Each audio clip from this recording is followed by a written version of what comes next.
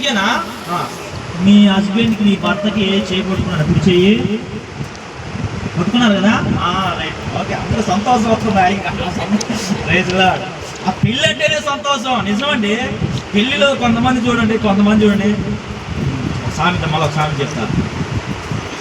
ఎవరితో పెళ్లి జరుగుతుంటే ఏంది మాట తెలుసా? ఊర్లో పెళ్ళికి చెప్పండి, నాకు అందుకే చెప్పండి, తప్పలేదు. కొంతమంది ఎవరెవరో పెళ్లి జరుగుతుంటే వాళ్ళకి ఏముండదు, ఆ పెళ్ళిలో వాళ్ళది ఏముండదు అసలు. అంత వచ్చి వాడితే అడిగి చేస్తూ ఉంటాడు. వాళ్ళది ఒక ఆనందం. అమ్మ అక్క వాళ్ళ తెలియనాక వినండి, బాధ అంటే వాళ్ళ ఇంటికి బాధపడుతుంది, వచ్చి నాకు ఏం స్తోత్రం కలిగింది అంటే వాళ్ళది ఒక ఆనందం. ఎవరిది? పెళ్ళికి వచ్చిన వాళ్ళు కొంతమంది పెళ్ళికి అందరూ ఒకే శుద్ధంతో రారండి. పెళ్లి గురించి నేను మాట్లాడదాం, ఏం స్తోత్రం కలిగింది. ఎందుకు గుడి చేయొచ్చిందా అందుకని చేయబట్టిన దాని గురించి చెప్తున్నా. నేను మిమ్మల్ని ఏమడిగానంటే మీ భర్త చేయి పట్టుకున్నారా అడిగినా. పెళ్లిలో మీరు ఏం చెప్పట్లేదు, నాకు డౌట్ అవుతుంది. ఇప్పుడు ఒకవేళ మీ భర్తలు కానీ ఇక్కడ ఉంటే ఖచ్చితంగా అడిగి ఉండేవాడిని.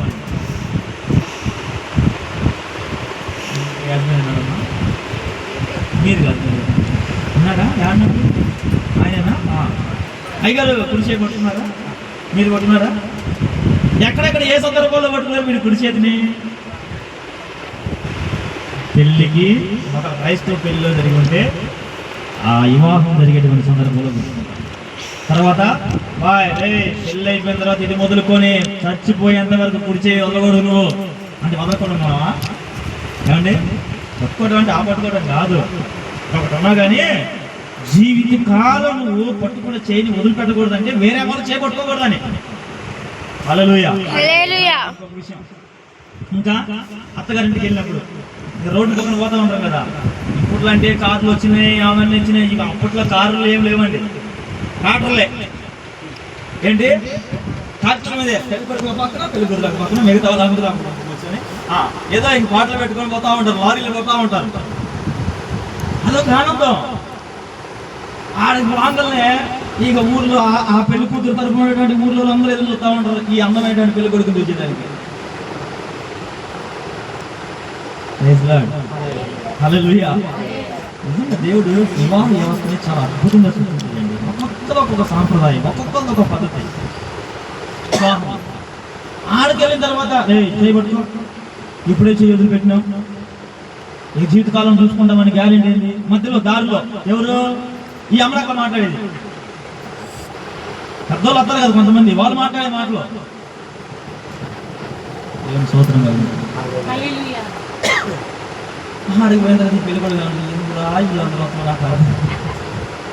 నేను పట్టుకున్నాను, నేను చెయ్యి వదిలిపెట్టని చెప్పి ఆడికి పోయిన తర్వాత ఇంట్లోకి పోయేటప్పుడు కూడా చేపట్టుకొని పోవాలి. నేను ఎందుకు ఈ మాట చెప్పిన కుడి చేయి పట్టుకోవాలని ఎందుకు చెప్పినంటే కుడి చేయి ద్వారానే దేవుడి యొక్క బ్లెస్సింగ్ ఉంది. దేవుని నమ్మి దేవుని ఎందుకు విశ్వాసం వచ్చిన వాళ్ళు పరలోక రాజ్యంలో కుడి పక్కన ఉండండి అంటాడు. కుడి పక్కన అనమాట ఏంటండి, కుడి చేతి వైపు రమ్మంటాడు. కుడి చేయి అంటే ఎడం చేయి ఉంటేనే వాళ్ళందరూ ఎడం పక్కన, కొంతమంది ఎడం పక్కన. హల్లెలూయా, హల్లెలూయా. ప్రభు ఈ రోజు మనకు చెప్తున్నటువంటి మాట ఏమంటే నేను నీ కుడి చేయిని పట్టుకున్నానని అని అంటే ఆయన మనకు భర్త అయి ఉన్నాడు. ఒకసారి నీ సృష్టికర్తైనటువంటి యెహోవా ఏమంట, నిన్ను సృష్టించినటువంటి సృష్టికర్తైనటువంటి దేవుడైనటువంటి యెహోవా, ప్రభు అయినటువంటి యేసుక్రీస్తు వారు ఆయన పెళ్లి కుమారుడు. ఈ లోకంలో ఎవరైనా పెళ్లి చేసుకుంటే 4 రోజులు ఫుడ్ పెడతారు, కానీ యేసు ప్రభు పెళ్లి చేసుకున్నాక సంఘానికి పరలోకంలో తండ్రి పెట్టేటువంటి ఫుడ్ 7 సంవత్సరాలు విందండి. మీరు గట్టిగా సంతోషం కంటే ఇయ్యాలే కాదు, వేరు కాబట్టి నా తప్పక వేరు కాబట్టి ఆమె పరలోకానికి యేసు ప్రభు వారు తన పెళ్లి కుమార్తెను తీసుకొని తండ్రి దగ్గరికి వెళ్తే ఆయన ఇచ్చేటువంటి ఆతిథ్యం 7 సంవత్సరాలంట. ఎవరు పెడతారండి ఈ లోకంలో? ఎంత ధనవంతులని పెడతాడా? 4 రోజులకి అంత కథం అయిపోతుంది. 5 రోజులు అదే అంత లిస్ట్ పెడతారన్నమాట. అక్కడ ఎంత ఇన్ని లక్షలు అప్పయింది అని తిరగా ఇంకా 1 లక్షలు తీసుకొచ్చి కొడుకు ముందు పెడతారు. ఎవరి ముందు పెడతారు? ఎవరి ముందు పెడతారమ్మా? చూడరా నీ పెళ్లి చేశారు ఎంత ఎంత ఎంత ఎంత ఎంత ఎంత అయిందిరా, కట్టుకో, నువ్వే కట్టుకోపో.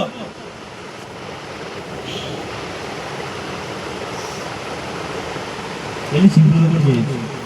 ఆ తాడు తీసుకొని తాడు కొట్టుకోవాలి కదా, మన తాడు తీసుకొని మందిరంలో పోయి అని చేసుకోవచ్చు, ఆ గుళ్ళోకైనా పోయి చేసుకోవచ్చు, అక్కడ రిజిస్టర్ ఆఫీస్లో పోయి చేసుకోవచ్చు. 100 రూపాయలు పెళ్లి అయిపోయింది. ఎంత 100 రూపాయలు కూడా అవసరం లేదండి. 40 రూపాయలు 50 రూపాయలు కూడా పెళ్లి చేసుకుంటాను. కానీ కొన్ని పెళ్ళిళ్ళు ఉన్నాయి జీవితంలో మళ్ళీ పెళ్లి చేసుకోగా ఒకసారిగా చేసుకునేది వారికి ఎన్నిసార్లు చేసుకోవాలంటే నాకు అర్థం కాదు. కొంతమంది అడుగుతుంటారు, కొంతమంది చెప్తా ఉంటారు జీవితంలో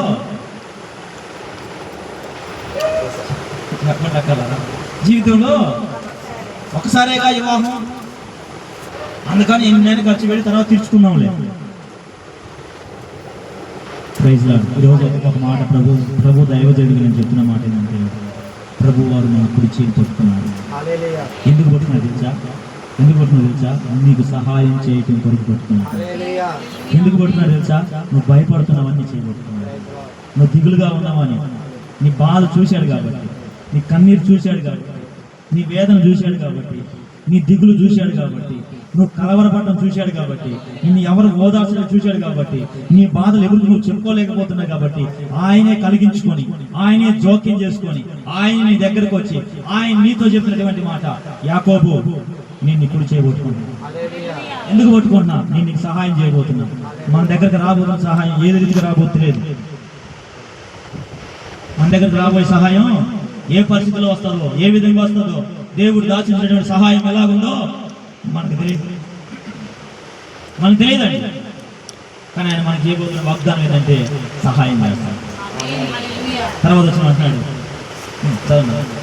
పురుగు వంటి యాకోబు, స్వల్ప జనమగు ఇశ్రాయేలు, భయపడకుడి, నేను నీకు సహాయం చేయుచున్నాను అని యెహోవా సెలవిచ్చుచున్నాడు. నేను నీకు సహాయం చేయుచున్నానని యెహోవా సెలవిచ్చు. ఇంకొక మాట చదువుతున్నాం మనం కీర్తన గ్రంథం 119వ కీర్తన 105వ వచనం ఒకసారి చదువుతున్నాం. మరొక కీర్తన 32:8 చదువుతాం.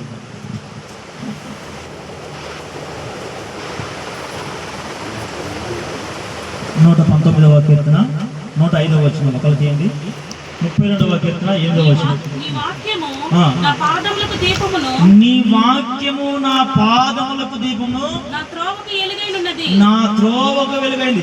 ఆయన మనం చేయి పట్టుకొని విడిచిపెట్టేవాడే కాదు, కానీ ఆయన చెబుతున్న మాట ఏంటంట, ఆయన మాట మన త్రోవకు వెలుగై ఉందంట. మన మార్గములకు చూడాలి, మన మార్గములకు దీపమై ఉందంట. ఎవరి మాట? చేయబట్టుకొని అలాగే గుడ్డోడు తీసుకున్నట్టుగా నేను లాక్కొని పోయేవాడు కాదు మన ప్రభువైన యేసుక్రీస్తు వారు. ఆమేన్. అలాగే నేను లాక్కొని ఈడ్చుకొని పోయాడు కాదు. ఆయన అంటున్నటువంటి మాట ఏంటంటే, నా వాక్యము నీ త్రోవకు వెలుగు, నీ పాదములకు దీపం. నేను నిన్ను నడిపించబోతున్నా. నిన్ను ఒంటరిగా వదలను, నిన్ను దిక్కుమాలిగా వదలను, నేను ఎవరు లేని వాడిగా వదలను. నేను నీకు తోడుగా ఉంటా. ఎందుకు తోడుగా ఉంటున్నా? నిన్ను నడిపించడానికి తోడుగా ఉంటా. ఆమేన్. ఒకసారి చప్పట్లు కొడదాం. నేను నడిపించడానికి తోడుగా ఉండబోతున్నా. నువ్వు నడిచేటువంటి మార్గం ఎక్కడ నువ్వు తప్పుడు అడిగేస్తావో, ఎక్కడ పడిపోతావో, ఎక్కడ తెలియకుండా గుంట్లో పడతావో, ఎక్కడ తెలియకుండా నువ్వు అపాయాలు చిక్కుకుంటావో, ఎక్కడ తెలియకుండా ఎవరు వల్లను పడేసి ఎవరు మోసం మాట్లాడమని నీ యొక్క రాబడిలో నష్టపడతావో ఏమని చెప్పేసి నేను నీకు ఆలోచనిస్తా. నా ఒక వాక్యము నీ త్రోవలకు వెలుగుగా ఉంటది, నీ పాదములకు దీపమై ఉంటది. ఆమేన్. ఆమేన్. ఆమేన్. తర్వాత అంతేనా? వాక్యం అంతేనా? 32వ కీర్తనలో 32:8 నీ ఉపదేశము చేసదను, నీవు నడవవలసిన మార్గమును నీకు బోధించదను. నీ ఉపదేశమా నీకు ఉపదేశం చేసేదను. ఏనండి ఏమన్నాడు యేసయ్య? దేవుడు ప్రభువైన యెహోవా ఏమన్నాడు? నీకు ఉపదేశం చేసేదను, నీవు నడవలసిన మార్గాన్ని బోధిస్తా. హల్లెలూయా. మనందరం యేసు ప్రభు చేయి పట్టుకోవడానికి సిద్ధంగా ఉన్నామా? మనం ప్రభు చేయబట్టుకోవడం కాదు, ప్రభు కూడా మనం చేయబట్టుకోవాలి. మన ప్రభు తండ్రి అయినటువంటి దేవుడు మనం పట్టుకోవడం కొరకే ఆ రోజు ఆ కలవరిశిలో ప్రభు అయినటువంటి యేసుక్రీస్తు వారు చేయని అలా వదిలిపెట్టేశారు. ఆమేన్. ఏమంటాడండి? నీకు ఉపదేశం చేస్తాడు దేవుడు. నువ్వు నడవలసిన మార్గాన్ని బోధిస్తాడు. ఇంత గొప్ప దేవుడు మనకుంటే ఎందుకు భయం, ఎందుకు దిగులు? గుండె నిండా యేసు ఉంటే కన్నీరే ముత్యాలు, గుండె గుడిలో యేసు ఉంటే దుఃఖమైన సంతోషం. గుండె నిండా నువ్వే యేసు, గుండె నిండా నువ్వే, గుండె నిండా నువ్వే యేసు, గుండె నిండా నువ్వే, గుండె నిండా నువ్వే, నా గుండె గుడిలో నువ్వే, ఇంటి నిండా నువ్వే, నా ఇంటిలో నువ్వే, ఒంటి నిండా నువ్వే, నా ఒంటిలో నువ్వే. పడదామా? గుండె నిండా నువ్వే, ఇంటి నిండా నువ్వే, ఇంటిలో నువ్వే, గుండె నిండా నువ్వే యేసు, గుండె నిండా నువ్వే, ఇంటి నిండా నువ్వే యేసు, ఇంటిలో నువ్వే, ఒంటి నిండా నువ్వే యేసు, ఒంటిలో నువ్వే, గుండె నిండా యేసు ఉంటే కన్నీరే ముత్యాలు. పాడండి.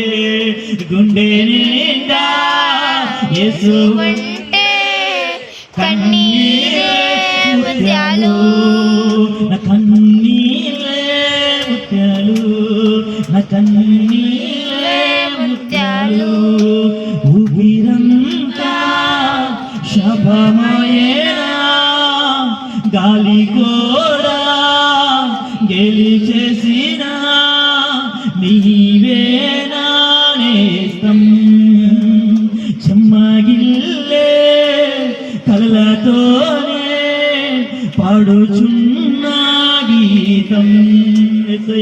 ఊపిరంతా శాపమయేనా, గాలి కూడా గెలిచేసిన నీవే నా నేస్తం, చెమ్మగిల్లే కళ్ళతోనే పాడుచున్న గీతం.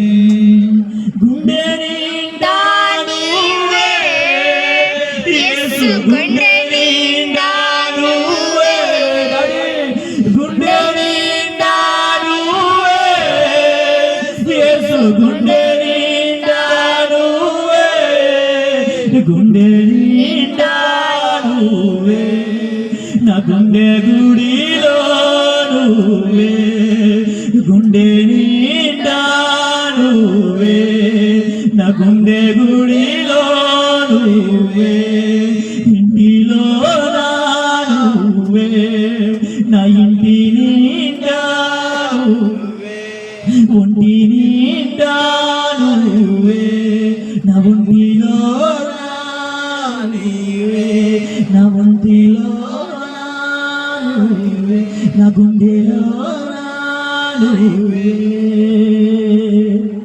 నా గుండెలో నీవే, ఈ సంఘంలో నీవే, నా బ్రతుకులో నీవే. హల్లెలూయా, హల్లెలూయా. మన గుండెలో యేసయ్య, మన గుండె నిండా ఆయన అంటాడు, నేను నీకు ఉపదేశం చేస్తా, నువ్వు నాకు ప్రియమైన కుమార్తెవి.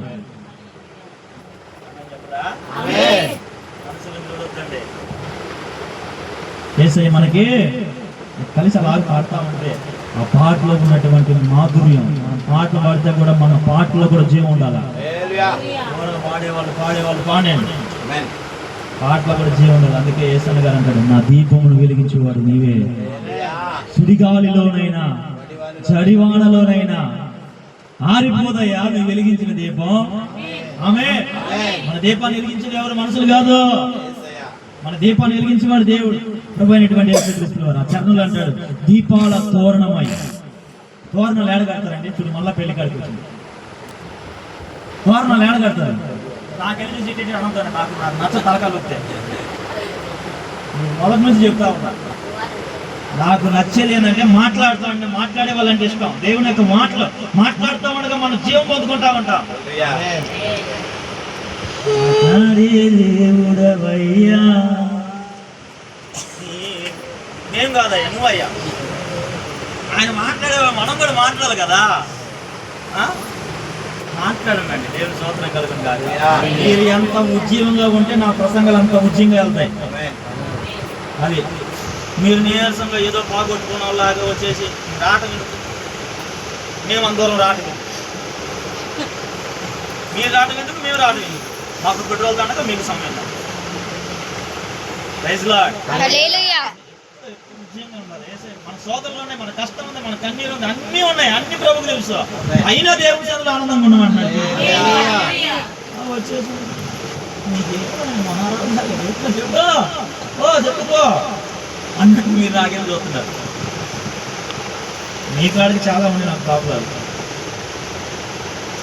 మీ తలలో మీకున్నటువంటి ప్రాబ్లాలు నాకు చాలా ఉన్నాయి, సమస్యలు. మీ అందరి కొరకు ఒకళ్ళ గురించి నేను ప్రార్థన చేయాలి, నా బాధ్యత అది. పెద్ద సంఘంలో నలుగురికి ప్రార్థన చేయాలా, ఏ వ్యక్తికి సమస్య వచ్చి నేను ప్రార్థన చేయాలా, నా బాధ్యత. ప్రభు నా తల మీద పెట్టాడు, ఒకటి కాదు రెండు కాదు, దగ్గర 200 కుటుంబాల పైన పెట్టేశాడు. వీళ్ళందరి గురించి ప్రార్థన చేయాలా, ఉద్యోగాలు వాళ్ళ కోసం ప్రార్థన చేయాలా, పిల్లలు లేని వాళ్ళ కోసం ప్రార్థన చేయాలా. ఎన్నెన్నో సమస్యలు నాకు ఉన్నాయి, నా ప్రాబ్లం నాకు ఎన్నో ఉన్నాయి. మీ ప్రాబ్లం మీకు కనపడుతుంటే మీ సంఘ ప్రాబ్లం నాకు ప్రభు దగ్గర తీసుకొని పెట్టాలా. ప్రభా సహాయం చేయ ప్రభా, సంగతి చెప్తారు. వాళ్ళు ఉద్యోగాలు పోతారు ప్రభు, వచ్చినప్పుడు కాపాడు, పోయేటప్పుడు కాపాడు. సంఘంలో ఎవరికి ఏ హాని కలదు, ఎన్ని బాధ్యతలు ఉన్నాయో. హల్లెలూయా, హల్లెలూయా. మీరే ఇంత బాధ్యత పెట్టుకుని తిరుగుతున్నారు అనుకున్నారు. కానీ నేను అక్కడికి వచ్చినప్పుడు నేను ఎట్లా ఉంటున్నాను, ఎట్లా ఉంటున్నాను? ఉండాలి మనం సంతోషంగా. ప్రభునందు సంతోషించండి. మరలా చెప్తున్నా సంతోషంగా ఉండండి. నువ్వు చింతించడం వల్ల, నువ్వు చింతపడటం వల్ల చెప్తున్నా చూడండి, ఏడు గట్ల ఎందుకంటే లేవు కాబట్టి ఏడా ఇంటికి ఉన్నాయి కదా, ఉన్నాయా? ఆ ఎంటుకని ఒక్కడానికి కూడా మీరు నల్లగా చేయలేదు, తెల్లగా చేయలేరు, మీ వల్ల కాదు. ఒకళ్ళు అవ్వాలనుకుంటే అంగిడిగాడికి పోయి గోద్రేజ్ కలర్ ఉంది కదా, బ్లాక్, అది తెచ్చుకొని వేసుకుంటే 6 రోజులు ఉంటుంది, తర్వాత మళ్ళీ తెలుగు అవుతుంది. అంతేమా?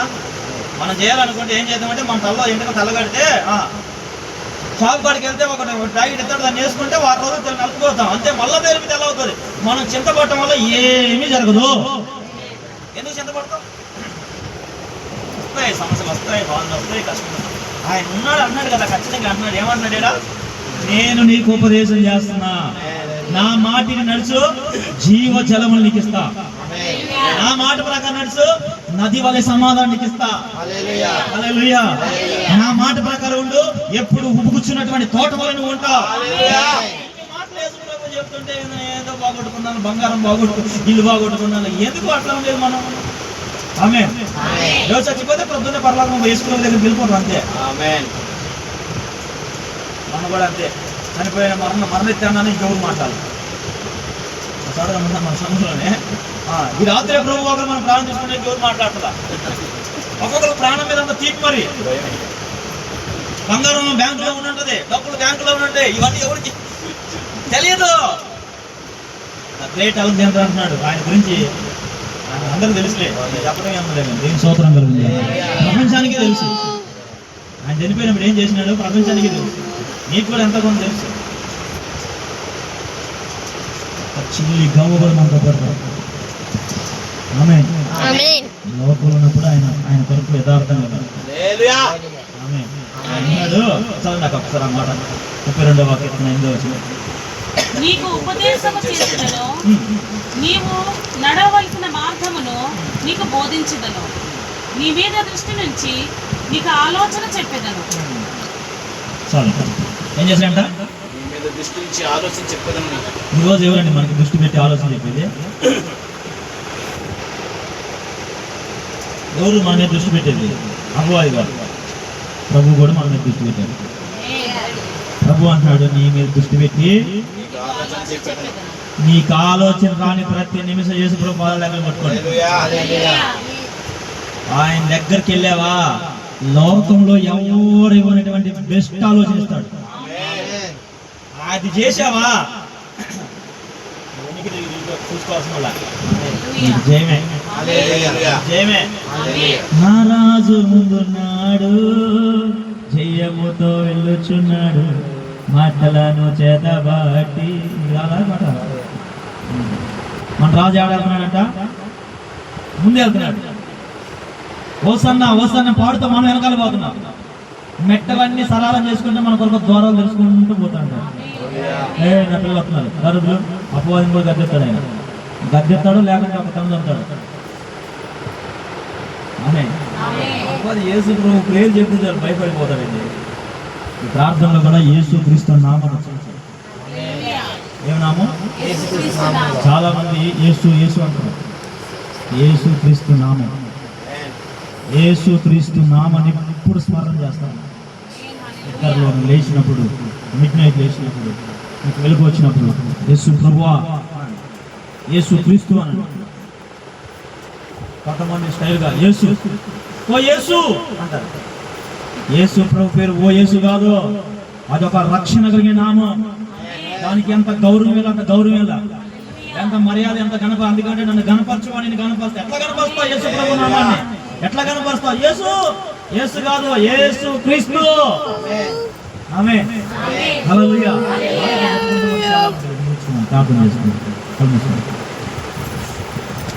పరిశుద్ధుడా, ప్రేమ కలిగిన తండ్రి, కృపా కనికరం కలిగిన మా యేసయ్య నీకు వందనాలు.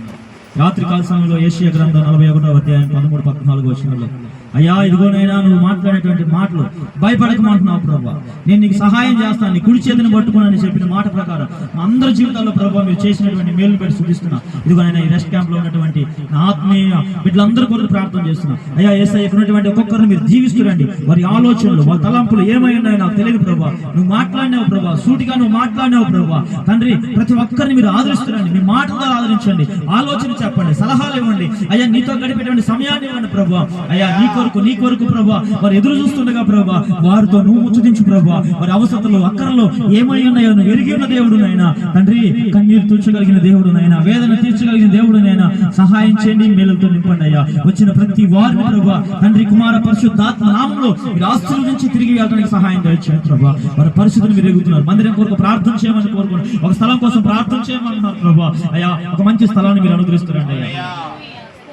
మీ చిత్తంలో ఏమైతుంటే అది జరిగించండి అయ్యా. ఎన్నో దినాల నుంచి బిడ్డలు అయ్యా చేస్తున్న ప్రార్థన ప్రభా, తగిన కాల సమయం అనేది ఒకటి నువ్వు పెట్టి ఉన్నావు ప్రభా. ఆ సమయం కొరకు ఎదురు చూస్తున్నారు ప్రభా, ఓపిక ఎదురు చూస్తున్నారు ప్రభా.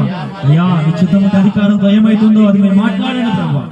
మీ చిత్త ప్రకారంగానైనా మీ బిడ్డలు ఒక మంచి స్థలాన్ని ఏర్పరచుకొని అయ్యా ఏసైనా అయ్యాదని కొంటానుకో, లేకంటే ప్రభా అక్కడ మందిని కడతానుకో మీరు ద్వారా తెలుస్తున్నారు.